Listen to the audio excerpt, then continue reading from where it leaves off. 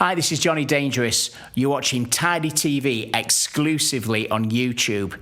Here's what happened when I spoke to Lee Haslam about his new track, The Power, Tidy Pro, and all things generally tidy.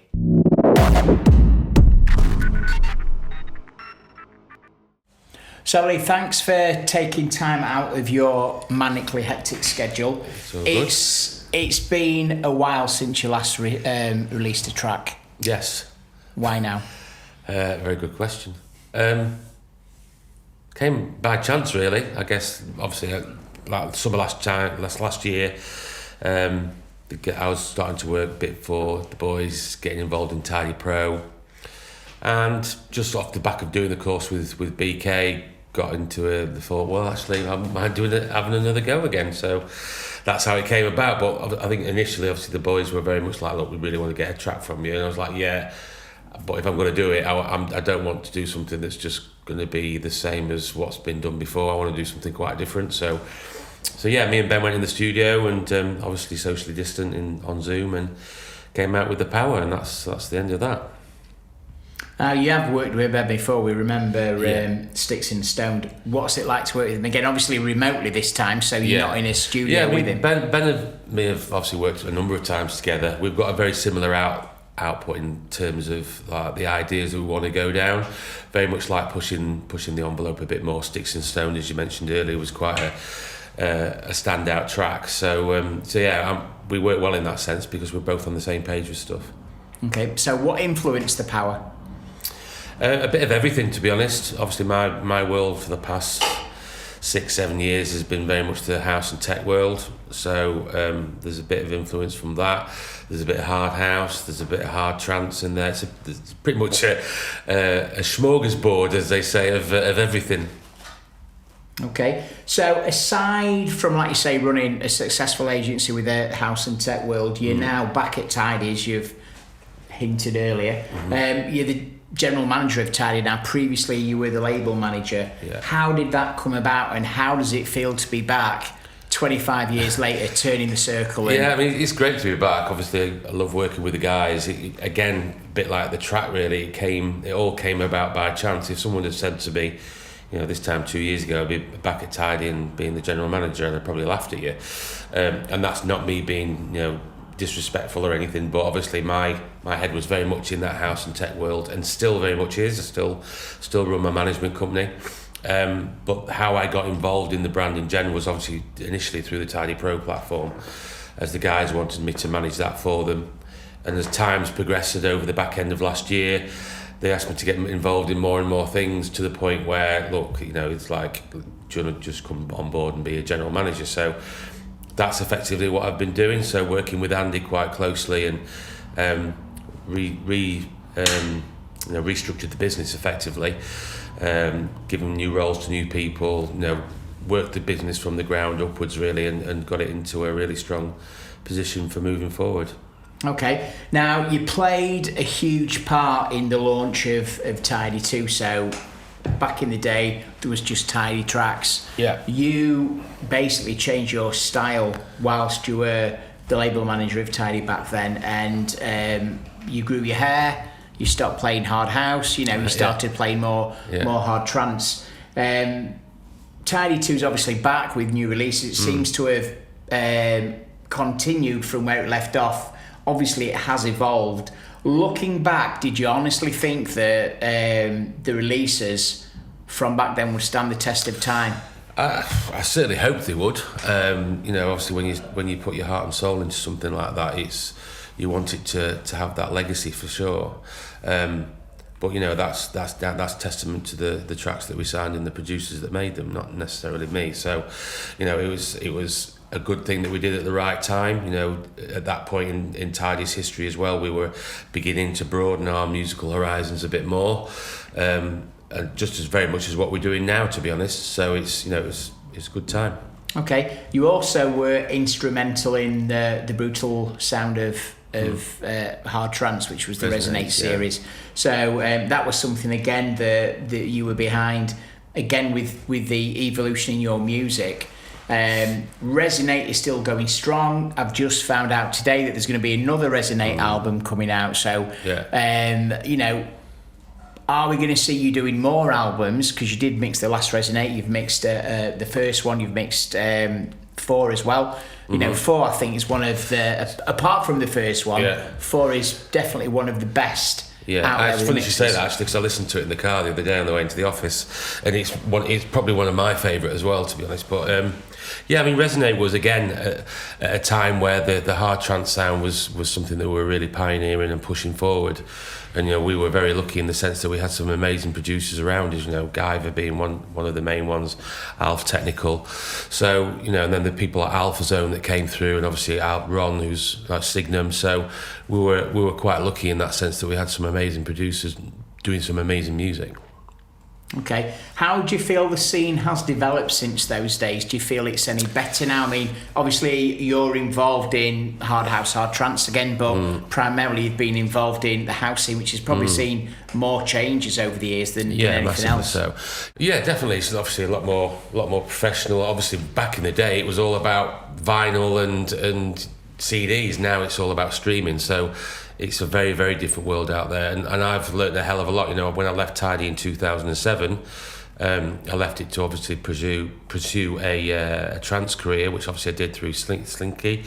That lasted me till 2013, and then I got into the management side of things. So since then, I've been heavily involved in the house and tech world, like you say, and that is a different ball game altogether. A couple of the guys signed to major record labels, so it's been a real learning curve for me of how things do work in a more corporate world, I guess, in a more commercial world. So coming back into Tidy, I guess it's been an advantageous thing, because I probably see things in a different light to what the guys do, which is only going to benefit everybody. Okay, I want to touch briefly on your guys. So you've got the artist roster, the DJs that you look around. You've managed to bridge a gap between Tidy and your house world with Untidy, more importantly with the Untidy UX. So how did that collaboration come about? Well, we were just sat in the office, and we were just obviously trying to think of ways of, you know, the question came up is, you know, how are we going to keep Tidy here for another 25 years? And, you know, Tidy will, you know, always be a hard house label. But ultimately it has a huge brand, and you know, if you want to be around for the next 25 years, you need to invest in the future, and that's obviously how Tidy Pro came about. But from a label point of view, you know, we've got to try and bring in that younger audience, and a lot of people, you know, 18 to 24-year-olds, if you said hard house to them, would probably run a mile, and that's not any disrespect to the scene or the genre. It's just that they don't understand it. The thing is with the kids now that go to these festivals and warehouse parties and go to these cooler clubs and see the big DJs that are earning 15, 20 grand a set, is that ultimately a lot of them are actually making music using samples that were made from the 90s. So we just said, well, you know, why don't we use the contacts that I've got through my management company and get some of the guys to start remixing some of the Tidy classics, and by doing that we'll engage with a new audience. And so obviously Josh Butler was the first person that we approached. Obviously Josh is a huge hard house fan. He did a great job with Trauma. Then a couple of my guys that I managed, Max Chapman, he did a great remix. Jackie, again, another hard house fan. Sam Divine, she's just done a massive hard house fan from down south.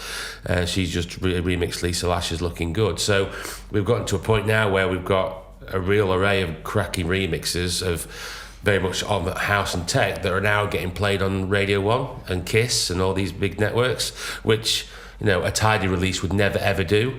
So, you know, it's clearly a process that's worked really well, and now we are getting people into the label, especially on the Untidy side, because, you know, Untidy's a label that's probably the most powerful asset that we've got at the minute in terms from a record label point of view, because musically it's very much in trend. So yeah, the UX has certainly given the label a lot of attention again, and now we're getting tracks sent to us by a lot of producers that again wouldn't necessarily have sent us anything in the past. I guess the most frustrating thing at the minute is the inability to play the music out to a crowd, although that is now easing, and there have been some tests, but I guess that'll be proof in the pudding, won't it, when, because the support has been phenomenal for Sawley's remix of Funky Groove. You know, 4 Radio 1 plays, and you know, like you say, hammered on other radio stations. Yeah, I mean the difference is the house and tech world actually does stream quite well.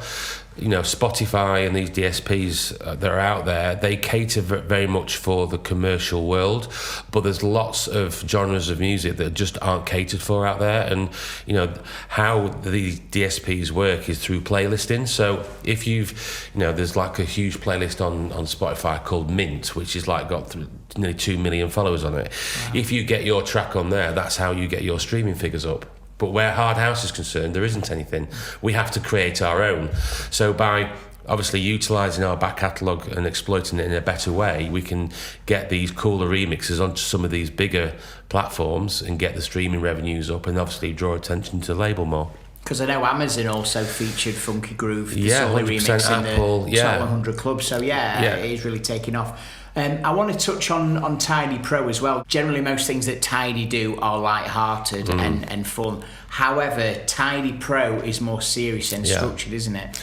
It is. It's an educational platform at the end of the day. Yes, we have a laugh on the courses, but ultimately we're there to do a job, and people pay decent money to come onto these courses to learn. So. Yeah, again, it goes back to what I was saying earlier about investing in the future. If we want these next producers to come through, and especially from an events point of view, start booking new names, then we have to invest in those people. So these courses are a great way of obviously passing that knowledge on, not only from a production point of view, but we do a lot of mentoring as well for people on like artist management, label management, event management. So it covers a lot of different areas. And obviously you've now launched the Tidy Pro Scholarships. Do you want to tell us a bit about that? Yeah, that was an idea that we sat down and I said, look, again, wouldn't it be a great idea if we maybe twice a year we handpick some people that we see potential in, that we can put them onto these courses free of charge. We invest in them, and then obviously in return we get some great music for the label, and we've got the next headliners of tomorrow. It's got to work both ways, really. Yes, it's great to. If people want to come on board, we're happy to pass that knowledge on, but we're also keen as to obviously give that back. So what can we expect if we were to sign up to a Tidy Pro course or a masterclass? Yeah, well, obviously there's two different courses. Like you say, the masterclasses are a bit more bite-sized, so they're a more like 2-hour webinar, which is usually around a specific subject, be it making riffs or drum programming or whatever. So people sign up. It's a webinar based on Zoom, so you can see the tutor. The tutor can't see you, but you can ask questions on the chat, and then the tutor, be it Ben or Paul King or Paul Maddox, they can share their screen and they can see what they're doing, and then they go through the process. They do a Q&A at the end, and then they get the recording so that they can watch it back to their heart's content and learn whatever has been taught on the course as well. But then on top of that is the longer 12-week courses that we do, which Ben does, which like I say, 12 weeks, but they're very much we teach the methodology of production. So it's not necessarily this button does this and this is how you do this, although there are elements of that in the course. It's very much of how to get from starting off a track and getting a loop to getting a track finished, and that's 12 weeks. We do drum programming, musical parts and riffs, we do mastering, we do all sorts, broken down each week. But after each week, the students then have to go away and replicate what they've been taught. They send us their homework, we mark it, we give them video feedback. So it's very much an interactive experience for the students, rather than a lot of other platforms out there where it's literally just you sat there watching the video, which is quite stale and boring. So can a complete novice who hasn't touched a keyboard or used a software program to make a track do this, or do you have to have some form of knowledge? We've had students on there that have never even opened a door before, and when I say a door, I'm not open. It's not a door. It's like it's Ableton or Logic. But we've also had students that have been producing music for maybe 5-6 years, but have never had a track signed. So yes, it caters for everybody. Obviously, certain students need a bit more hand holding than others, but that's what we're there for. So it's horses for courses, really. And obviously the master classes and the courses that you do, they do cover the various different platforms like Logic and Ableton. Logic and Ableton are the two main stages, really. Although again, the processes that we teach on these courses can easily be adapted to whatever door that you want to use. You know, it's not like, you know, they're adaptable things. Okay, so as well as signing up for the courses in the masterclasses, there's also some great incentives as well, isn't there, for the students? Massively, yeah. So what can you actually get in addition to doing the course? What incentives? Well, if you signed up for the BK course, we've got a number of supporters. We've got Sennheiser. So if you signed up for the BK course, you'll get a 30% discount from them. Adams Audio, who are a great speaker company, they give us 30% discount on all their products. Ableton, they offer a 20% discount. I'm just trying to think of all the others now. We've got who else have we got now? Sonic Works, they give us 50% discount. So in actual fact, whatever you're actually paying for the course, you're going to get back in discounts on all the products that you can save on. So the only thing you've really got to buy is a MIDI keyboard. Well, yeah. With no discount. Yeah, apart from that, everything. Wow, that's really good. So it's really good. So emerging talent, then you've mentioned that, you know, some people have sent you tracks. What kind of emerging talent have we already seen on Tidy releases? Yeah, I mean, obviously the ones that spring to mind, and Andy Naylor is probably one. He's from the very first course, he's done really, really well. Paul Clark, again, we've just signed a track from him for Tidy 2, which I've been working with him on, which is fantastic. And then you've got Mark Butcher, who's another one from the last course, Chris Carrott. There's quite a few that have come through actually and done really, really well. James Whitewood's another one as well. So, and there's a number of the ones on the current course, which we're actually only halfway through now. Jody, John Hemming, a guy called Charlie Hopkin as well, who's doing some really good stuff. They're all really, really strong, have got a lot of potential, so it's exciting. Okay, what do you think makes Tidy Pro stand out from all the competitors? Because you've only got to look at your social media, and you've got Sanchez coming up or Ferry Corsten coming up with courses. Yeah. Why does Tidy Pro stand out above the other courses? I think it's obviously we've got a huge fan base for one, and I think the way we teach the courses are a bit more interactive as well, because we actually do them live. A lot of those courses that you mentioned there are already pre-recorded, and it's kind of like, well, if I want to learn, you want to learn off somebody that you respect, and obviously you've got an affinity towards, but also it's you great to be ask a question, don't you, if you don't understand something? Yeah, you know, you can ask. There's a part of the actual course which we're actually doing this week, where we do one-to-ones. So we'll do a 15-minute one-to-one. So it'll be me and Ben and the student, and they can ask us anything about the track, about their production. You know, yes, they get weekly feedback from us, but that's obviously specifically about what the work they've done. But we also do generic chats about, you know, maybe even like down to how to approach a label when you want to get it signed. You know, it's very much a hand-holding exercise in terms of we're there for you whenever you need us, and we'll answer your questions as well. Whereas a lot of the other courses, they just don't do that.